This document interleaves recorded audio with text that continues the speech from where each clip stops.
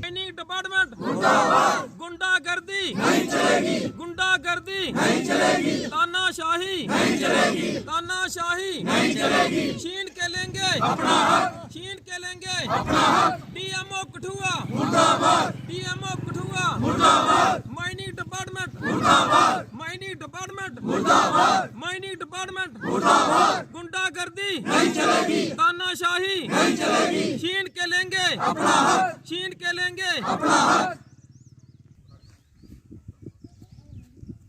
Mining department मुर्दाबाद। गुंडागर्दी नहीं चलेगी, गुंडागर्दी नहीं चलेगी, तानाशाही नहीं चलेगी, तानाशाही नहीं चलेगी। माइनिंग डिपार्टमेंट मुर्दाबाद, माइनिंग डिपार्टमेंट मुर्दाबाद। यहाँ पे ये जो हमारी अंधी और बहरी सरकार है, जिसको ना तो दिखता है और ना ही सुनाई देता है, क्योंकि हमारे लोग काफ़ी दिनों से यहाँ पे बोल रहे थे कि हमें यहाँ से प्रॉब्लम हो रही है कि माइनिंग की वजह से, लेकिन ये सरकार ना तो सुनने को राजी है और ना ही देखने को राजी है कि किस प्रकार लोगों को दुखों का सामना करना पड़ रहा है। उसी चीज़ को लेके आज इनके जो दुख हैं, जो तकलीफ़ें हैं, उसको साझा करने के लिए, उनके दुख तकलीफ़ को समझने के लिए आज हमारी टीम ने इनके बीच में बैठने का जो है सोचा हुआ है कि इनके साथ बैठेंगे और इनका जो दुख है वो साझा करेंगे, क्योंकि ये सरकार तो ना किसी का दुख साझा कर सकती है और ना ही किसी के दुख को देखने की शक्ति रखती है और ना ही सुनने की। जब भी इनके खिलाफ बोलोगे ये यही कहेंगे कि आप ही गलत हो, क्योंकि ये सरकार जम्मू कश्मीर को टोटली बेचने पे तुली हुई है। चाहे वो छात्रों की नौकरियां हो, उनको बेचा जा रहा है, चाहे हमारे युवाओं का भविष्य है उसको बेचा जा रहा है। अब आप माइनिंग का ही देखो, ये बाहर के लोगों को यहाँ पे माइनिंग करने के लिए हमारे ये जो रिसोर्सेज हैं हमारे जम्मू कश्मीर के, इनको भी बेचा जा रहा है। मैं कहता हूं कि पहले भी सरकारें होती थी, लेकिन वो लोगों की पहले दुख तकलीफ को समझती थी कि अगर आप किसी का कहीं पे भी, अगर किसी की दुकान भी अगर आप लेते हो ना, तो उसको पहले एक अरेंजमेंट करके देते हो कि आपको यहाँ पे हम शिफ्ट करेंगे। लेकिन देखो यहाँ पे कितने घर बने हुए हैं, इस एरिया के जो आप एजिस पे देखोगे कितने घर हैं। लेकिन मेरे को बताओ, जब यहाँ से माइनिंग की जाएगी और यहाँ पे वाटर का लेवल डाउन किया जाएगा, क्या प्रशासन ने उसके लिए कोई अरेंजमेंट किया हुआ है? क्या प्रशासन इतना बेवकूफ़ और इतना नालायक है कि जिसको ये भी नहीं पता कि जब किसी से कोई चीज़ हम छीनते हैं तो उसको देने की पहले सोचते हैं। अगर आप यहाँ पे माइनिंग करना चाहते हैं, पहले यहाँ पे पानी का अरेंजमेंट करो। कल को यहाँ से बच्चे स्कूल जाते हैं, मेरे को बताओ, जब यहाँ पे इतने बड़े खड्डे हो जाएंगे तो ये बच्चे कहाँ से स्कूल में जाएंगे, कैसे स्कूल में जाएंगे जब यहाँ पे पानी आएगा? इसलिए सरकार को होश में आना चाहिए, सरकार को इतने अंधा और बहरा ना बनना चाहिए, क्योंकि लोगों ने तो ये मन बनाया है कि इसको भगाएंगे। और कांग्रेस ने ये ठानी हुई है, जहां भी हमारे लोगों को तकलीफ होगी, कांग्रेस हमेशा हमारे अपने जो लोग हैं उनके बीच में बैठेगी और उनका दुख साझा करेगी। देश में हमारे राहुल गांधी जी कर रहे हैं और यहाँ पे हमारी टीम जो है पूरा लोगों के बीच में जाएगी। जय हिंद, जय भारत। कोटला के अंदर हमारी जो 2 पंचायतें लगती है, वहाँ श्री कोटला की और श्री कोटला के बीच आप देख रहे हैं जितने भी जंगल हैं, जितने पहाड़ हैं, ये सभी लोग जो गरीब लोग हैं वो उन्होंने लोगों ने अपने घर मकान बनाए हुए हैं। तो जो सरकार रकबे थे पहले, तो इस गवर्नमेंट ने जो सरकार रकबे थे, जिन लोगों ने मिन्नत करके बुजुर्गों ने 50-50 साल से वो उनको ज़मीनों को वाद किया और अपनी वो फसल वाड़ी हुआ अपना टाइम पास करते थे।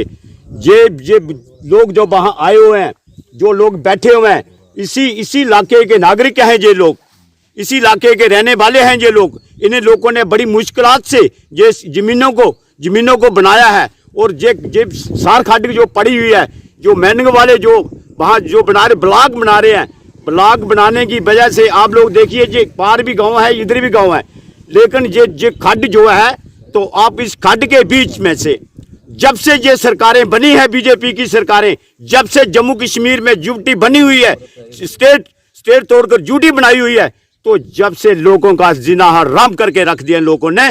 जो हमारे गरीब लोग जो अपना मकान बनाते थे, तो 500 रुपया ट्राली रेता लेकर अपना घर में अपना घर बना लेते थे, और पत्थर की 200 रुपया ट्राली लेकर अपना घर बना लेते थे, और बजरी की 500 रुपया ट्राली लेकर अपना घर। इन लोगों को लूटना चाहती है, इन जमीनों को लूटना चाहते हैं, और इनकी मुश्किलातों के बीच में कोई भी MP, कोई भी MLA, कोई मिनिस्टर इनका वो सुध बुध लेने बाहर नहीं आया है। उसे हम 10 दिन हो गए बैठे हुए, पर सरकार हमारा कोई हल नहीं कर रही, सुन रही है।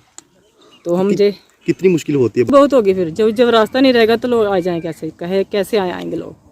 यही बात है ना। वो 30 बोर्ड नीचे ले रह जाएंगे इतनी गहरी, तो कैसे आ जाएंगे? हम भी इधर पानी नहीं इतना मिलता हमको, क्योंकि PHE का पानी तो महीने 2-2 महीने के बाद मिलता है हमें, तो हम अपने यही पानी से गुजारा करते हैं। कपड़े जहाँ धोते हैं, पशु हमारे जहाँ पीते हैं, हम जहाँ पानी का इस्तेमाल करते हैं, जहाँ कुएँ बनाए हुए हैं, हम जहाँ कुएँ से पानी लेते हैं। अगर ये कुएँ जो पानी नहीं रहेगा तो कुएँ सूख जाएंगे, तो हम कैसे जिएंगे? हमारी क्या मांग करते हो आप? मांग यही करते हैं कि हमें अपना हक चाहिए। हम ये जो बनाया उन्होंने ब्लॉक, हम इसको नहीं चलने देंगे।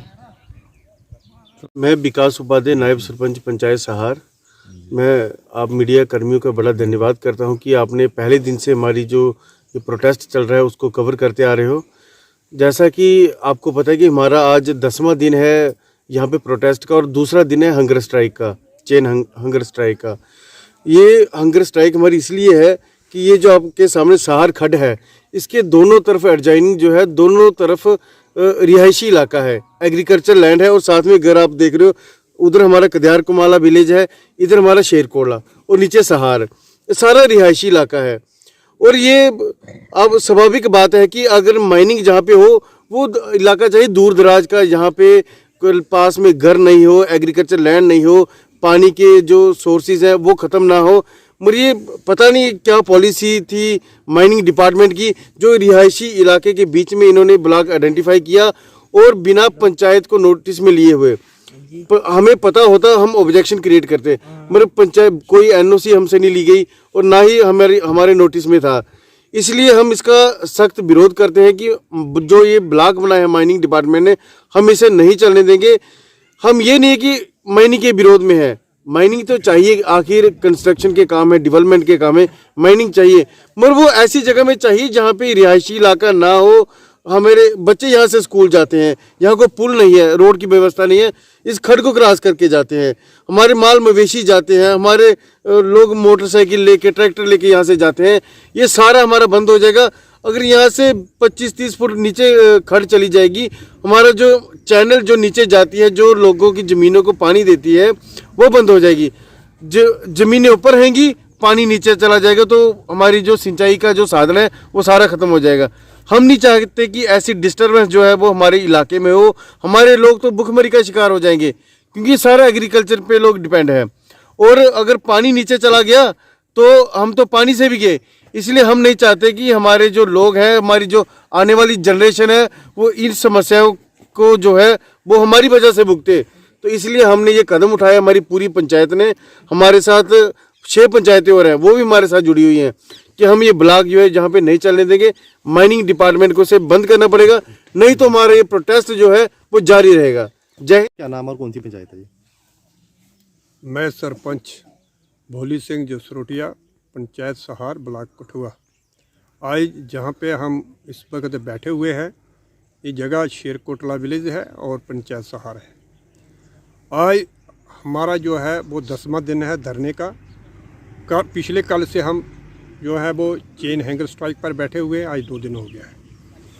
हमारी तकलीफ़, हमारा दुख सरकार के साथ है कि उन्होंने ज़बरदस्ती ही जहाँ सार खड्ड में शेरकोटला के बीच, जो कि एक रेजिडेंशियल एरिया है, दोनों तरफ जो है लोग बसे हुए हैं, और वहाँ पे आके इन्होंने ब्लॉक ठोक दिया है।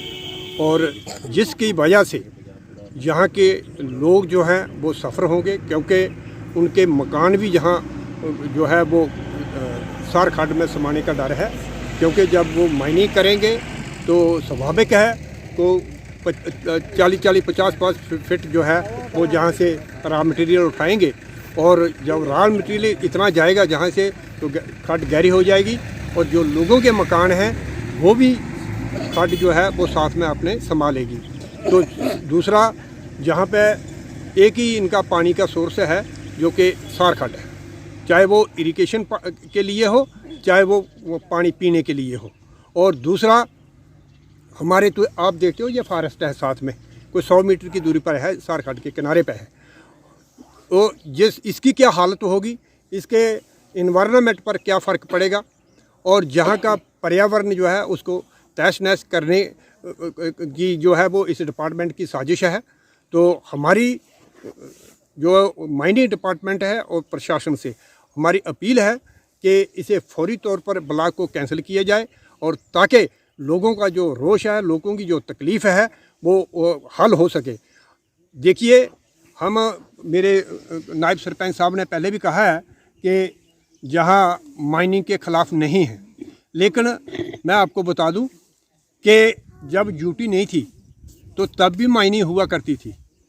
लेकिन जहाँ जो सरकार इतनी लोभ आ गया सरकार को, वो अभी वो देख नहीं रही कि कहाँ पे जो माइनिंग के लिए जगह जो है वो शूटेबल है और कहाँ पर नहीं है। और पहले क्या हुआ करता था, कभी भी उन्होंने रेजिडेंशियल एरिया नहीं लिया था और ना ही एग्रीकल्चर जो लोगों की लैंड है वो प्रभावित होती थी। मगर अभी इन्होंने क्या किया, पैसों की खातर, क्योंकि पहले जो है ड्यूटी से पहले अगर इसकी जो बिड होती थी वो ज़्यादा से ज़्यादा 15 to 20 लाख हुआ करती थी। नहीं बेचा, ये हमारे लोग बेच दिए हैं इन्होंने, क्योंकि लोगों का जो है वो शोषण कर दिया है, लोगों को इन्होंने सेल कर दिया है। क्योंकि ये लोग मरें जिए, अभी सरकार को कोई इनके साथ वास्ता नहीं है।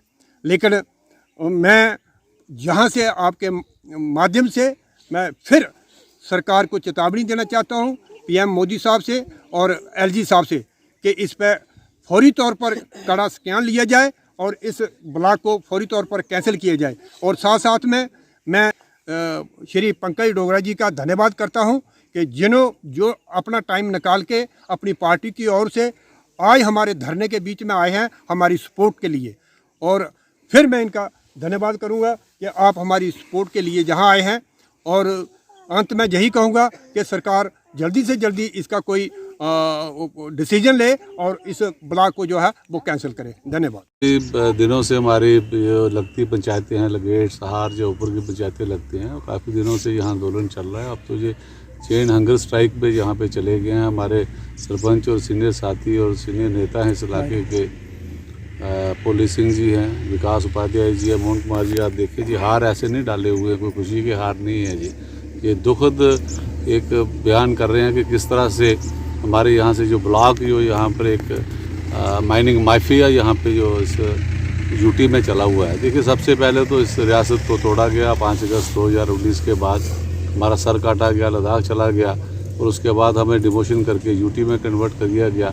और अब यहाँ पर काले अंग्रेज राज करने के लिए आगे हुए हैं। एक गोरों को न तो कभी महाराजा हरि सिंह ने हिंदुस्तान को यहाँ जम्मू कश्मीर में आने नहीं दिया। जी ज़मीनें हमारी थी, यहाँ हर चीज़, नौकरियाँ हमारी थी, कोई बेरोजगारी नहीं थी। हम सब लोग यहाँ खुशी से रहते थे। किसी को घर बनाना होता, रेत बजरी हर चीज़ हमें सस्ते भावों में यहाँ मिलती थी। लेकिन अब ये एलजी प्रशासन का जो ये ईस्ट इंडिया कंपनी यहाँ से, अब ये वेस्टर्न यूपी जो यहाँ पे आई हुई है, तो ये जितने भी आप यहाँ देख रहे होंगे, लैंड माफिया हो, माइनिंग माफिया हो, या शराब का माफिया हो, खनन माफिया हो, ये सब यूपी, बिहार और ये बाकी आसपास से उत्तराखंड के लोग यहाँ पे लाए जा रहे हैं और रियासत जम्मू कश्मीर को लूटा जा रहा है। और जिस जगह पे हम बैठे हुए हैं, ये एक हार्ट है हमारे जो कठुआ डिस्ट्रिक्ट का। तो आप देखिए कि चारों तरफ सराउंडिंग में आपको जंगल नज़र आ रहे हैं। यहाँ नेशनल ग्रीन जो ट्रिब्यूनल है हमारा, वो यहाँ पे क्या कर रहा है। और हमारे यहाँ से जो डायरेक्टर हैं यहाँ माइनिंग के, ओपी भगत जी, हमारे यहाँ डिप्टी कमिश्नर रहे 2-2.5 साल। पूरे लोगों ने सहयोग किया। कोरोना के दौर में हम लोग किस मुश्किलात में रहे, लेकिन फिर भी हमने प्रशासन का सहयोग किया। क्यों सोए हुए हैं वो जम्मू में। और जो साथ में यहाँ पर जो इसके डीएमओ वगैरह जो यहाँ पे हैं, जो डीएमओ यहाँ लगता है वो तो डीएम डिस्ट्रिक्ट मजिस्ट्रेट से भी ज़्यादा ऊपर है। करोड़ों रुपए के यहाँ पे वो यहाँ पे ब्लॉक लाट कर रहे हैं। और यहाँ पे कंडी में हम कहते थे, लोग कहते थे कि पहले यहाँ खाने के लिए नहीं है जी सर, तो छोटी मोटी यहाँ लोग फसल उगाते थे या कुछ कराते थे। लेकिन अब ये एक किस्म से ये सोना उन लोगों के लिए है। ये जो यहाँ रेत बजरी यहाँ से लेकर दिल्ली तक और अम्बाला तक यहाँ से जाती है, और उसके ये अरबों रुपये यहाँ बना रहे हैं। अगर कोई चीज़ उन्हें करनी है सिस्टमेटिक तरीके से, डेमोक्रेटिक सेटअप है हमारे यहाँ। डीडीसी बीडीसी तो नालायक रहे होंगे, लेकिन हमारे सरपंच पंच जो स्थानीय लोगों के साथ जिनका रोज़मर्रा ज़िंदगी में जिनका आना जाना रहता है, कम से कम उन्हें पूछते। इनके पास हमेशा यहाँ पे ब्लॉक में या ग्राम सभा जब होती है, ग्राम सभा में पता यह कहता है कि अगर कोई ब्लॉक लाट करना है तो इनकी कंसेंट ली जाती कि कहाँ से ये थोड़ी बहुत अगर माइनिंग कोई काम काज के लिए देनी है वहाँ से दी जाती है। लेकिन ये सब सरकार की नालायकी है। और हमारा खासकर इस समय भारतीय जनता पार्टी और बाकी जो लोग इस समय सत्ता में हैं, बिल्कुल आंखें मूंद कर सोए हुए हैं। सिर्फ रिबन काटने के और खाने पीने के 4 फोटो खिंचवाने के अलावा उनको कोई काम नहीं है। हमारे मंत्री MOS जो प्राइम मिनिस्टर ऑफिस में बैठे हुए, उनको संज्ञान लेना चाहिए। सबसे ज़्यादा वोट शायद इसी कंडी बेल्ट से उन्होंने दोनों बार यहाँ से लिए हुए हैं। कहाँ सोए हुए हैं वो, सिर्फ फीता काटने के लिए। इस पंचायत के लोगों के साथ और अपने सहार खड्ड को बचाने के लिए कोई भी आंदोलन करना पड़े, कांग्रेस पार्टी और मेरे जितने भी साथी यहाँ पे है, हम सब इनके साथ धरने पे यहाँ बैठेंगे और तब तक जब तक इनको इंसाफ नहीं मिलता हम यहाँ से नहीं हिलेंगे। हमारे बच्चों को कल को स्कूल जाना है, कहाँ से रास्ते ब्लॉक में कोई बरसात में नाले में आप देखेंगे कि जैसे आप रावी में देखते हैं कि कोई पार कर रहा है तो उसको पता ही नहीं यहाँ खड्डा है, वहाँ डूब के मर रहा है। हमारी जो अपने पशु लगा लीजिए, कोई भेड़ बकरियाँ चराता है या गाय, उनका डूबने का खतरा रहेगा। किन खड्डों में कौन निकालेगा उनको, बाहर से कहाँ निकालेगा।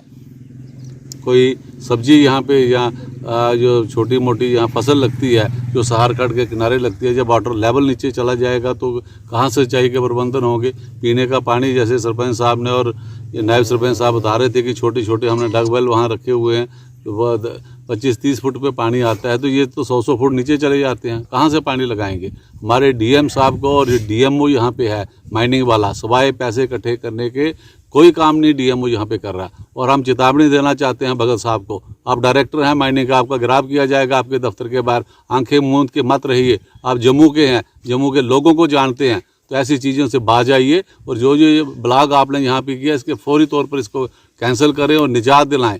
और लोगों को अगर कोई आपने न्याय देना है तो इसका फौरी तौर पर अमल होना चाहिए और जिला मजिस्ट्रेट को इसका संज्ञान लेना चाहिए और पुलिस प्रशासन को भी संज्ञान लेना चाहिए कि कोई भी गाड़ी अगर यहाँ से गुजरती है उनमें सिर्फ गुंडे रहते हैं, हथियार बंद लोग उसमें आते हैं। कहाँ से माफिया आ रहा है, कौन से वो लोग हैं, कल को क्या कहाँ पर कांड करके जाएंगे। हम सब लोग जहाँ हिंदू मुस्लिम सिख ईसाई या सभी जातियों के लोग प्यार से रहते हैं, एक आदि आदमी को तोड़कर वो बाकी लोगों का यहाँ पर लूट का जो सिलसिला यहाँ पे बनाया हुआ है इसको कदापि माफ़ नहीं किया जाएगा। इसका फौरी तौर पर संज्ञान लें और इस रोड पे कोई भी जब तक इसका फैसला नहीं हो जाता, जब तक ये लोग संतुष्ट नहीं होते, कोई भी ब्लॉक और कोई भी गाड़ी यहाँ से नहीं गुजरनी चाहिए। यही हम सबका आज इनके साथ हम कंधे से कंधा मिलाकर इनके साथ खड़े हैं। जब भी इनको ज़रूरत पड़ेगी हम यहाँ पे लगातार आते रहेंगे और हम इनके साथ खड़े हैं।